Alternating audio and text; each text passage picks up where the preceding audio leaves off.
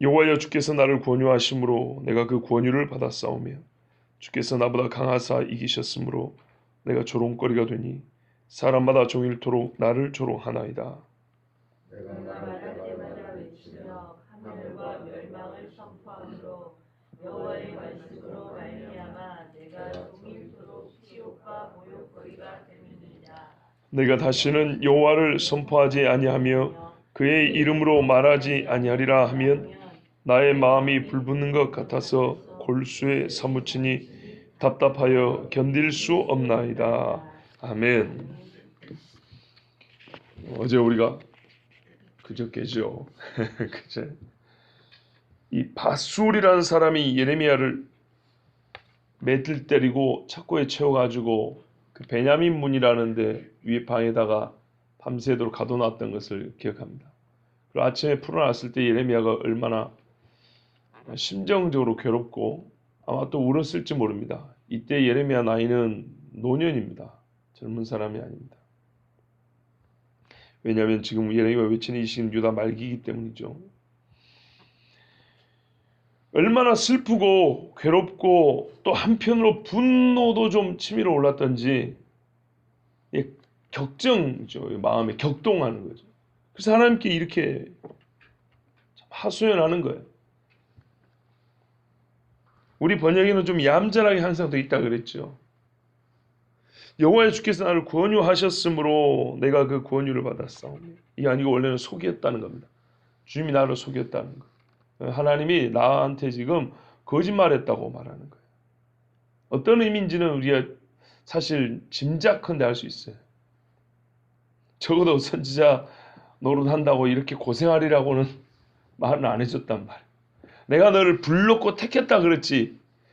내가 부귀영화까지는 기대 안 했어도 세상에 옳은 일을 했다고 이렇게 두드러 맞고 갇힐 것까지는 생각을 했단 말이죠.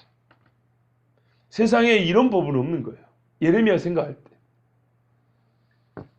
저번에 말씀드렸죠. 그들도 우리처럼 괴로워했다. 하나님이 선지자의 삶이 재밌고 즐겁다거나 유쾌하고 평안하다고 말한 적은 없어요. 적어도 이 정도라고는 생각 안 했어요. 고향 사람들이 죽이려고 하진 않나. 보는 사람들마다 저놈을 어떻게 죽여버릴까 하고 막 꾀를 이렇게 세우고 있다, 계획을 세우고 있다는 소리치기 들리지 않나.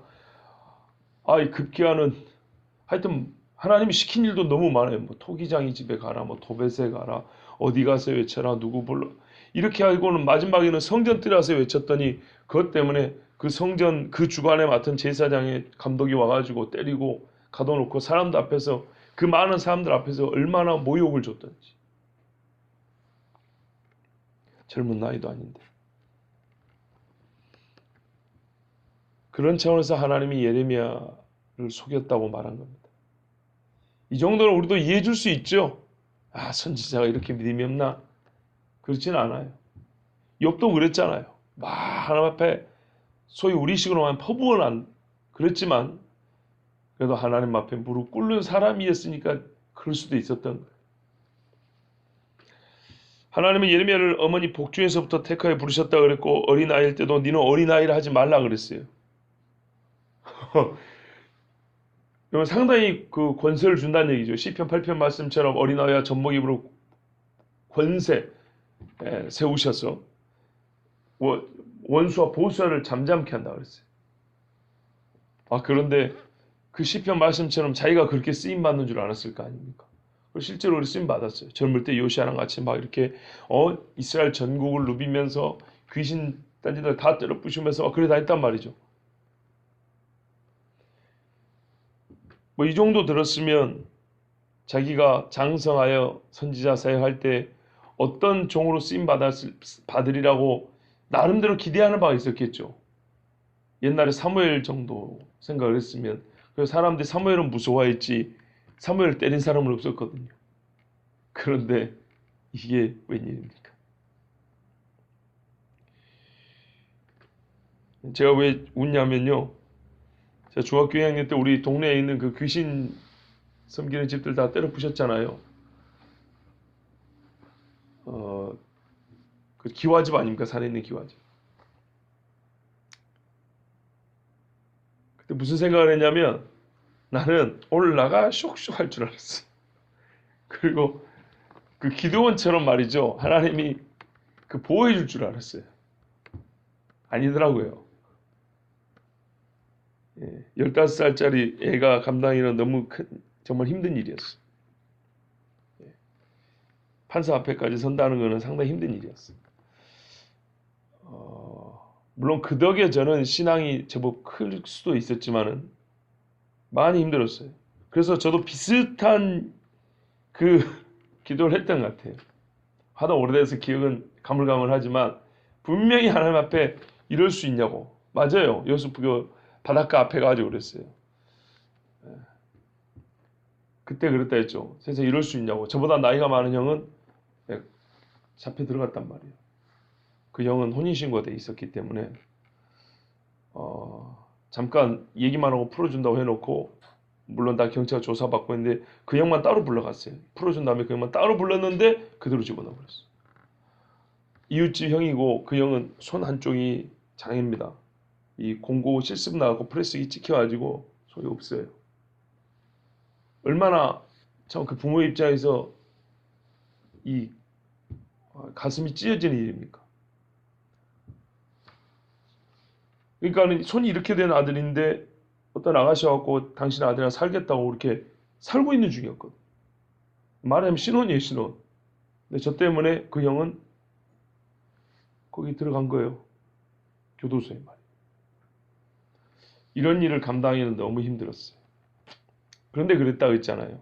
마침 바닷가에 가가지고 막 울고 하나님 앞에 막 약간 이 원망 섞인 기도를 하고 있는데 옆에서 어떤 사람들이 대화하는, 술 마시면서 대화하는, 여름이니까요. 그 중에 한 아주머니가 교회 다니는 사람인데 이렇게 말했다고 그랬잖아요. 나도 교회 다니지만 꼭 교회 다니는 사람들 뭐 좋은 일만 있으면 하나님의 은혜로 하나님의 은혜로 하나님의 은혜로 그거 듣기 싫어 죽겠다. 이런 소리를 듣고 원망하던 나의 입은 갑자기 바뀌었다 그랬어요. 예전에 말씀드린 적이 있어요. 그 소리 들으니까 또 화가 나더라고요. 그러니까는 내 지금 상황을 보면 내가 하나님 앞에 화를 내야 될 건데 그래 맞아 하나님의 은혜가 어디 있어 막 이래야 될 건데 그 아주머니가 자기도 교회 다니는데 하면서 이런 소리 하니까 저기 교회 다니는 거야? 어떻게 다니는 거야? 하면서 화가 났어. 그래서 저는 그 덕에 하나님을 향한 원망이 사그라들고 감사 내지는 그 좀 더 뜨거운 마음의 기도를 하나님 앞에 도와달라는 그런 기도를 했던 기억이 있습니다. 감히 비할 바는 못 되지만 처지가 조금은 비슷한 것 같아서 옛날 생각이 좀 났습니다. 자, 예레미야는요 뿌린 대로 열매가 맺히는 것도 못 봤어요. 수십 년을 뿌렸는데 믿고 돌아온 사람이 없잖아요. 회개한 사람이 없잖아요. 여러분 이게 얼마나 힘듭니까? 얼마 전에 한번 전한 적이 있었습니다. 오카노 목사님이 그 주변에 동역자들이 볼 때 옥 목사님이 사역하면서 제일 힘들었던 게 50년 같이 신앙생활을 한 분이 있었는데 안 변하는 걸 보고 그게 정말 돌아가시기 전까지 힘들었던 거라고요. 영적으로 제일 힘들었던 게 내가 사역을 잘못한 건가? 아니면 내가 사역을 똑바로 했는데 왜 저 사람은 안 변한가? 그러니까 어떠면 하나님이 왜 저를 구원해 주지 않는가에 대해서 50년요. 그러니까 어릴 때부터 봤다고 봐야 되겠죠. 그러면 예레미야 역시 마찬가지입니다. 젊을 때부터 최소 30년 이상을 외쳤는데 말이에요. 지금 이 유다 말기 몇 년쯤인지는 모르겠지만 몇 년이 남았는지 모르지만 적어도 하여튼 젊은 시절은 지나갔어요. 요시아가 죽은 이후니까 지나갔는데요. 뿌리는 것을 이게 열매가 맺히는 것을 보지도 못하고 그리고 자기가 기대했던 것과는 달리 무슨 회개는커녕 조롱과 비웃음에 매맞음. 사실 이런 것은 예레미야 반대편에 있던 사람들이 받아야 되는 거잖아요. 바뀐 거예요. 예레미야가 이렇게 하나님 앞에 하소연할 수밖에 없는 겁니다. 주께서 어떻게 해요? 나를 속이셔서 또 주께서 나보다 강하사 이기셨으므로 하나님의 설득이 얼마나 강했던지 내가 노맨이라고 할 수 없었어요. 뭐냐면 너는 어린아이라 하지 마라. 네 입에 내가 할 말을 두어서 막 이렇게 하는데 어떤 사람이 안 됩니다라고 하겠어요. 쬐깐한 어린애한테 내 말이 너에게 있고 너는 가서 외칠 것이고 너는 내 입이 될 것이고 말하는데 황소에서라도 예예 그러죠. 그러고 왔더니 끄트머리 하니까 이 고생인 거예요. 내가 종일 사람 앞에 조롱거려 비숨거려 됐어요. 그런데 예레미야가 그럼 사역을 잘못해서 이렇게 된 거냐? 그것도 아니었어요. 우린 되게 예레미야에 대해서 좀 온순한 성품의 사람일 거라고 생각하죠. 왜냐하면 많이 울었다 그러니까. 그죠? 성질 저 이래도 저도 많이 울었어요. 이 눈물하고 온순한 거하고는 별로 상관없어요. 조용하지만 음흉한 사람도 많다 그랬잖아요. 보세요. 8절입니다. 내가 말할 때마다 외치며 파멸과 멸망을 선포함으로. 이게 뭐냐면요. 자기 사역 자세를 얘기하고 있어요. 그동안에 가볍게 사역한 일이 없고 무성의하게 말한 적이 없어요. 말할 때마다 어쨌다고요? 외쳤다요. 우리 가수들도 우리 가수란다. 우리 가수는 아니고 가수들잖아요. 소리 질러! 그러면 막 사람 외치죠. 그런 것처럼 예레미야가 사역할 때 조용조용히 말한 적이 없다는 것입니다. 말 그대로입니다. 항상 왜냐하면 이 사람은 길거리라든지 광장이라든지 사람 많은 데서 지나는 사람이 들리기 외쳐야 됐기 때문에 옛날에 마이크도 없는 시절 아닙니까? 강당에 자기가 모이는다고 모이는 때도 아니고 똑같은 목소리라도 야외에서 하면 잘 안 들리잖아요. 그러니까 항상 목이 터져라 외쳤다는 겁니다. 그러니까 너무 온순하고 내성적인 사람을 보면 안 됩니다. 매우 열정적이었어요. 힘을 다해서 수고했다는 겁니다. 자기가. 그리고요. 자세만 그런 게 아니라 말의 내용도 한 번도 사람 듣기 좋으라고 한 말이 없고 하나님이 시킨 그대로 했다는 거예요. 왜냐하면 예레미야가 하나님 앞에 받은 메시지는 한 가지 주제였거든요. 회개하라 그렇지 않으면 망한다 했어요. 왜? 시대가 그런 시대였기 때문에. 봐보세요. 파멸과 멸망을 선포했으므로. 파멸과 멸망을 어쨌다고요? 선포했다잖아요. 타협이나 협상의 여지가 없어요. 그냥 무조건 쏟아냈다는 거예요. 들으려면 듣고 말라면 말고. 들으면 살 것이고 안 들으면 죽는다. 이렇게 외쳤다는 거예요. 그러니까 날마다 큰 소리로 이 주제를 가지고 했다는 거예요. 제가 예레미야 처음 시작할 때 그랬잖아요. 40년을 같은 설교를 했다고. 맞죠? 자기 입으로 이렇게 말하잖아요. 난 지금까지 파멸과 멸망을 항상 큰 소리 이렇게 외쳐왔다고. 이게 사람들 좋아하는 소리 아닌 줄 알지만 하나님 시킨 대로 그렇게 해왔다 이 말이죠. 근데 왜 하나님 안 보여주냐 이 말이에요.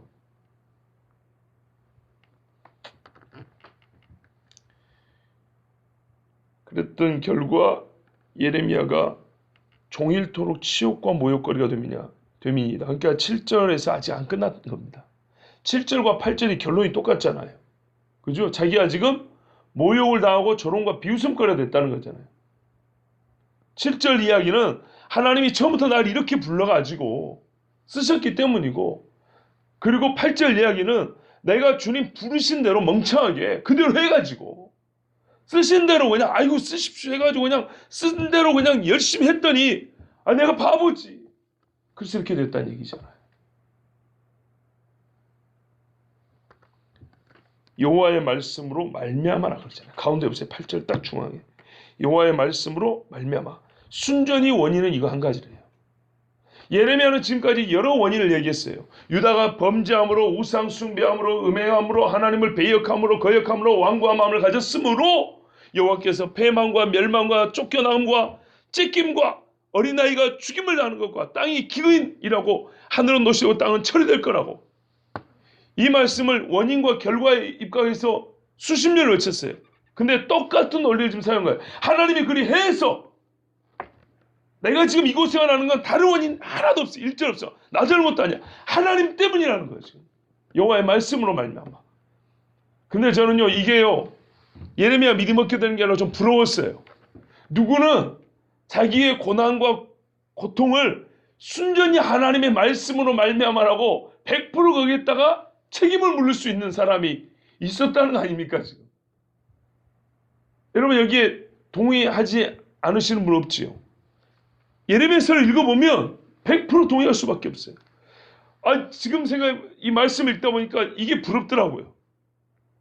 내가 당하는 고통, 내가 겪는 이 어려움이 순전히 여호와의 말씀으로 말미암아 내가 100% 하나님의 말씀 순종하다 보니까 당하는 고난이다고. 여러분 안 부러우세요? 똑같이 한 번 살다 가는데. 이거 웃으면 안 되는데 오늘 좀 많이 나와갖고 반가워갖고 자꾸 웃음이 나와요. 재밌네요. 너무 인간적인 표현이지만은 좀 이해해 주십시오. 야, 이런 게 재밌구만요. 새벽에 기대하지 않았던 분들의 얼굴을 보고 이렇게 말씀 전하는 게 참 재밌네요. 재밌어요. 여호와의 말씀으로 말미암아 우리가 행하는 일들이 참 많지요. 무엇을 위하여? 무엇 때문에? 끝에 가서 내가 무엇을 위하여 했다. 또는 무엇 때문에 이와 같은 결과를 얻게 됐다라고. 우리가 자신 있게 말할 수 있는 원인, 그 원인에 대해 부끄럽지 아니하고 거리끼지 아니하고 담대히 말할 수 있는 그런 원인들 우리 삶에서 얼마나 갖고 있는가 한번 생각해 보십시오. 예레미야한테 정말 부러운 거예요. 야, 이곳에 해볼 만하다. 하나님 앞에 감히 인간 주제에 입을 열어 말하기를 내가 여호와의 말씀으로 말미암아 이 고생을 하지 않냐고. 이 조롱과 비웃음을 당하는 게 아니냐고. 여러분 탐을 내려면 이런 걸 탐하셔야 되지 않겠습니까? 난 진짜 부러웠어요. 9절입니다. 저는 9절을 어릴 때부터 너무너무 좋아했어요. 그러니까 오해하지 마시라고. 지가 목사니까 또 그런다 그러지 마시라고요. 저는 어릴 때부터 좋아한 말씀이었고요. 군생활 중에도 저 또래 사람들에게 이 말씀을 자주 언급했었어요. 어릴 때부터 좋아했기 때문에. 이 말은 목회자니까 목회자의 감정을 선지자에게 이입시켜가지고 지금 말씀드리는 게 아니라는 거예요. 그냥 그리스도인으로서 어릴 때부터 모든 그리스도인은 예레미야와 같은 심정으로 하나님의 말씀을 말해야 하고 대화에 말할 수도 있고 또 믿으라고 전파할 수도 있어야 한다는 그런 생각을 어릴 때부터 갖고 있었어요. 정말 가슴 뛰는 말씀입니다. 내가 다시는 여호와를 선포하지 아니하며 그 이름으로 말하지 아니하리라 하면 그러니까 안 하겠다는 것입니까? 그게 아닙니다. 더 이상 외치지 않겠다는 게 아닙니다. 예레미야의 하소연은 괴롭지만 그러니까는 외칠 수밖에 없는 자기는 어쨌든 여기서 벗어날 수도 없고 벗어나고 싶지 않아요 솔직히. 그러나 이제부터 시작된 이 고난을 끝까지 다 마주하면서 견뎌내야 한다는 그러면서 이를 악물고 이 일을 끝까지 해내는 어떤 소명과 이 원하지 않는 고난, 고생 이게 막 뒤섞이면서 이 마음에 이 어지러움이 드러났던 것뿐이에요. 선지자의 길을 더 이상 걷지 않겠다는 포기의 말이 아니었어요. 7, 8절. 아무리 괴로워도 걸을 수밖에 없는 이 길을 어떤 일이 있어도 버틸 수밖에 없는 사명임을 알고 이 불평이라기보다는 이를 악문 다짐이었던 거죠. 다짐을 하기 위해서 쓸개집을 한번 꿀꺽한 거예요. 예레미야는 비웃음과 조롱에 참을 수 없는 모욕감을 느꼈고 분노와 치밀로 올라서 선지자의 사명을 그만둘까 생각을 하긴 했던 겁니다. 그런데 그 순간 그보다 더 큰 열기가 그를 사로잡고 감쌌던 거예요. 온몸이 쫙 뜨거운 열기.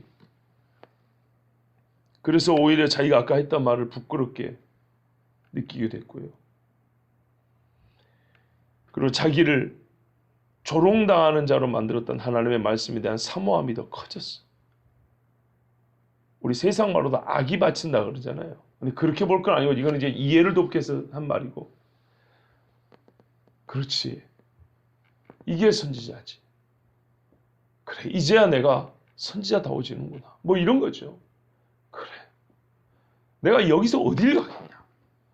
그러면서 이를 악물고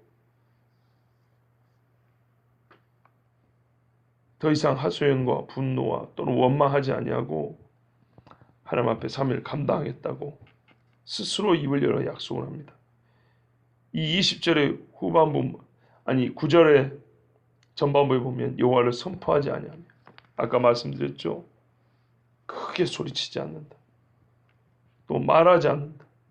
내가 이전에 예수 믿었던 거 아닌 것처럼, 내가 예전에 선지자 아니었던 것처럼 이제는 하나님 이야기도 안 하고, 그러지 않냐고 여전히 말 처음부터 말 끝까지 하나님 여호와 여호와, 그리고 그 여호와의 말씀을 전한다, 외친다.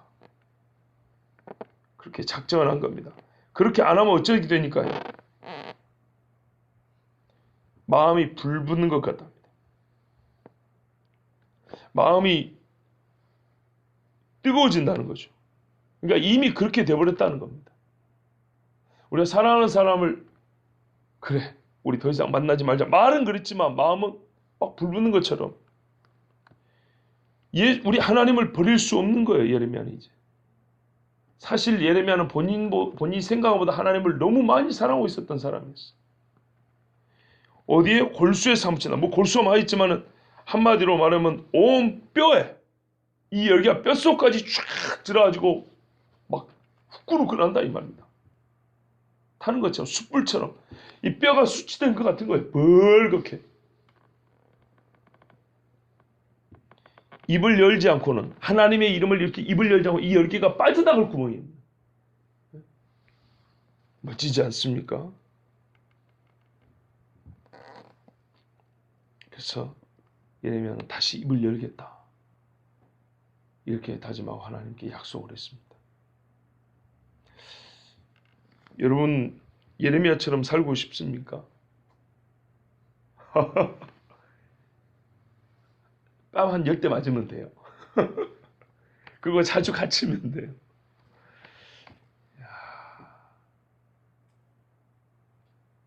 참 쉬운 이야기가 아닙니다. 그런데 한 번뿐인 인생이기 때문에 한번 살아보고 싶지 않습니까? 제가 어릴 때 이 말씀을 보고 어떤 이미지를 떠올려 봤어요. 저는 바다 사람이잖아요. 바다 이미지예요. 이 바람이 불면은요, 바람이 이름이 많고 뭐 한이바람, 뭐 높새바람, 뭐 여러 가지 바람이 있거든요. 샛바람 이런 거 있거든요. 바람 방향과 바람이 부는 높이에 따라, 또 강도에 따라 파도가 달라요. 파도가 다른데, 이 파도가 찰랑찰랑 거리는 거 있죠. 물결도 좀 잘게 일하고 찰랑찰랑 하는 거는요, 바다 표면 이 껍질만 살짝 스치고 지나는 거예요. 바람이 이렇게 털만 살짝 스치는, 그럼 바닷물이 찰랑찰랑해요. 조금 거리 두고 보면 그냥 고요하게 보이는 거예요. 그런데 그렇지 않고 그러면 태풍 같은 바람이 불잖아요. 그럼 어떻게 되냐면 이 바람이 위에만 가는 게 아니라 이렇게 내려쳐버리면요, 물이 훅 들어서 올라오잖아요. 이런 식의 바람이란 말이에요. 이름을 이렇게. 그러면은 느낌을 좀 쉽게 그 감을 좀 느낄 수 있도록 말씀드리면, 바람이 바다 속까지 들어간 것 같지. 그럼 쑥 들어가서 한번 확 뒤집어 엎겠죠. 그럼 바닷물 색깔이 황토색이 됩니다. 이 바다 속에 있는 흙을 뒤집어 버리기 때문에 파도가 이렇게 훅 하면서 뒤집어요. 그럼 바닷물이 황토색 내지는 이렇게 피아노색 비슷하게 이렇게 막 일어나면서, 겉에는 막 바람이 부니까 또 막 거품이 하얗게 일어나잖아요. 그런데 전반적인 바다 색깔은 이렇게 변합니다. 아주 깊지 않은 바다들은 속의 것이 확 다 일어납니다. 그래야 바다가 한번 깨끗해진다는 거예요. 뒤집어지면. 물론 그 파도에 시달려서 죽는 고기들도 많고 해양 생물들도 제법 많지만, 전체 바다는, 그 넓은 바다는 그렇게 파도가 한번 이렇게 쳐야지 정결해지고 삽니다. 그런데 저는 이제 어떤 뭐 해양과학적인 수산학적인 얘기를 하려는 게 아니고, 그 그림을 볼 때 말이죠, 사람의 감정이라는 것도 저 속이거는 이렇게 가만 그대로 두고 변하지 않고, 그냥 못된 사람은 못된 대로, 선한 사람은 선한 대로, 이 경우는 이제 못된 거죠. 겉에 이렇게 감싸는 감정들이 있어요. 대개 사람은 우리가 무슨 심리학자는 하지만 한 3겹 내지는 4겹 정도 있어요. 예. 아주 낯선 사람한테 왜 이러세요? 이렇게 하는 사람이 이게 감정 맨 끝에 있고 그 안에 조금 서로 인사나 주고받는 사람한테도 있고 이런데 가장 깊은 거. 근데 사실 사람이 변하고요. 서로 관계가 정말 허물없는 관계라면 이 맨 가운데 있는 것까지 이 좀 뒤집어져서 까발려 보여지고 저렇게 마주 볼 수 있는 이 정도 돼야 된단 말입니다. 물론 시간이 필요한 것이지만 문제는 많은 시간과 계기가 주어짐에도 불구하고 하나님 앞에 그러하지 못하다는 거예요. 하나님 앞에 이 껍질 대문 빼고 말고 하나님 왔어요. 이 정도의 관계를 맺고 신앙생활하면서 그거를 만족한다는 거예요. 그렇지 않습니다. 제가 이거를 말씀드릴까 말까 했는데 군생활 중에 이 말씀을 또 누군가에게 말하면서 그때 마침 어떤 드라마가 있었는데 그 비유를 또 하나 들었어요. 이거 무슨 말이냐면 이거 예레미야 이거 심정을 느끼게 해주려고요. 그때 드라마가 뭐냐면 명성황후였어요. 2000년대 초반에 나온 거죠. 근데 명성황후가 그 고종 황제죠. 부인인데 그 이제 잠자리를 같이 잘 안 했어요. 그런데 그 게 첩이 애를 낳았단 말이에요. 아들을 낳는데 이게 명성황후하고 정말 이제 뭐 오랜만에 잠자리하러 왔는데 이 첩이 셈을 내 가지고 왕한테 사람을 보내서 애가 아프다고 거짓말을 해요. 그러니까는 왕이 그냥 애기 아프다니까 막 가버려요. 그때 그 이미연 씨가 주연이었는데요. 말없이 눈물을 쭉 흘리는 그 모습이 그 클로즈업, 그러니까 크게 이렇게 확대돼서 화면에 나왔어요. 드라마 안 보는데 그거 어쩌다가 지나가 그 장면을 딱 봤는데 바로 그거였어요. 제가 말씀드리고 싶은 게 이거예요. 바다에 큰 바람이 불면 속을 확 뒤집어 넣어서 속의 것이 다 드러났을 때 그 바다의 속이 보인단 말이에요. 그런 것처럼 그 드라마에서는 그 여인이 자기 남편, 국가에서는 왕이지만은 개인적으로 남편이잖아요. 그 남편에 대하여 옛날 조선시대니까 어쨌든 간에 조선 후기를 할지라도 그 유교에서 말을 못하고 표현은 제대로 못하지만 한 여인으로서 남편에 대한 그 사랑의 갈망이 있을 거 아니에요. 그걸 어떻게 표현하냔 말이에요. 누구에게 그 하녀들에게 그 심시풀이 땅콩처럼 수다 떨면서 뭐 이렇게 뒷담화 할 수도 없는 거고 왕비의 품위도 있고 말이죠. 그런데 그 여인으로서의 그 고뇌는 똑같단 말이죠. 근데 그거를 그 드라마에서는 참 잘 표현을 했어요. 아무 말도 않고 옆에 시녀들은 또 어쩔 줄 모르는데 아무 말도 그 소리 없이 뜨거운 눈물이 쫙 흐르는데 남자지만 뭐랄까요? 이 바다에 그죠. 살랑살랑 부는 감정 표현이라 저 속에 있는 한 여인의 그 심장 제일 가운데 있는 그거 그 하늘을 이렇게 쫙 들어서 표현해 주는 것 같았어요. 저는 이런 이미지들을 가지고 이 말씀을 생각을 했어요. 묵상을 했어요. 이거야말로 예레미야가 하나님을 향한 가슴 깊숙이 들어있던 마음, 자기 사명에 대하여, 자기가 전하고 있는 하나님 말씀에 대한 이거 뭐 논리적인 설명을 한 게 아니에요. 이것이야말로 그가 하나님을 향한 그의 감정의 가장 깊은 것. 느헤미야, 에스라는요 이렇게 표현한 적이 있어요. 포로기를 돌아왔는데 포로 생활하고 돌아왔는데 이 백성이 여호와의 말씀을 안 들어요. 막 이방인들하고 결혼하고 막 우상 숭배하고 제사장과 레인들까지 타락하고 성전 지어야 되는데 자기들 집이나 짓고 성전은 내버려 두고 이러니까 예레미야 죄송합니다. 새벽에 자꾸 말이 헛나오네. 에스라가 이렇게 기도하죠. 하나님 여호와여, 우리의 죄가 너무 많아 낯이 뜨겁고 정수리에 사무친다. 자기가 지금 보고 경험하는 죄에 대하여 그 심정, 나는 지금 이 죄를 어떻게 보고 있냐, 이것은 나의 마음을 지금 어떻게 요동치게 만드는가에 대하여 가장 정확한 표현이면서 가장 뜨거운 표현이었어요. 이 죄들이 내 얼굴을 뜨겁게 만들고 있고 낯이 뜨거워 주님 앞에 들지 못하고 있고 이 뜨거운 열기가 정수리까지 지금 막 이렇게 막 끌어오르고 있다. 하나님께는 너무 부끄럽고 또한 이 죄를 말하면 분이 찬다는 거예요. 그러면서 막 수염을 뜯으면서 하나님 앞에 금식하며 기도를 했단 말이죠. 그러니까 유대인식의 표현이라고 봐요. 근데 저는 또 이것도 우리가 좀 풀어야 될 부분이 아닙니까? 하나님의 이름을 말하지 않는 것이 답답해서 견딜 수가 없어요. 그래서 내가 이렇게 하나님을 사랑했구나. 내가 정말 하나님의 말씀을 이렇게 갈망하고 원했던 사람이구나. 우리의 신앙생활 하면서 시간이 좀 흐를수록 이런 하나님 말씀이 나 갈망. 막 말하지 않으면 막 열이 차가지고 어떻게 열을 뿜어낼 길이 없는 이런 신앙인으로 우리가 신앙생활 해 나가면서 좀 그렇게 성장하고 자라가야 되지 않겠습니까? 예레미야도 처음에는 이렇게 안 했을 거예요. 그런데 막상 내가 이제 하나님을 떠나 보내려고 하니 하나님을 떠나려까 한번 생각해 봤더니 이게 지금까지 했던 그 어떤 일보다 어려운 거예요. 다 이해하셨고 또한 같이 느끼셨을 거라고 생각합니다. 그래서 오늘은 예레미야를 보면서 그 마음도 이해하지만은 상당히 부러운 날입니다. 여호와의 말씀으로 말미암아 이 고생을 한다. 우리의 삶의 고난을 이렇게 하나님께 참 거룩한 핑계라고 봐요. 이렇게 핑계댈 수 있는 삶.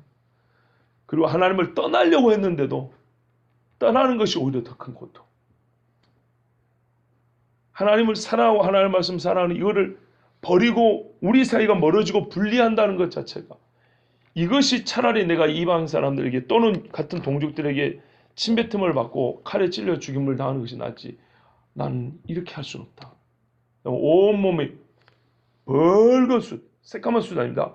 벌건 숯처럼 뼈가 그냥 그렇게 싹 달아오르는 것 같이 그렇게 하나님을 사랑하고 하나님의 말씀을 전하지 않으면 그 열기 때문에 내가 답답하게 살 수가 없다. 진짜 멋지지 않습니까? 이렇게 자신 있게 고백할 수 있는 멋지고 이런 표현을 할 수 있다는 것도 너무 멋지고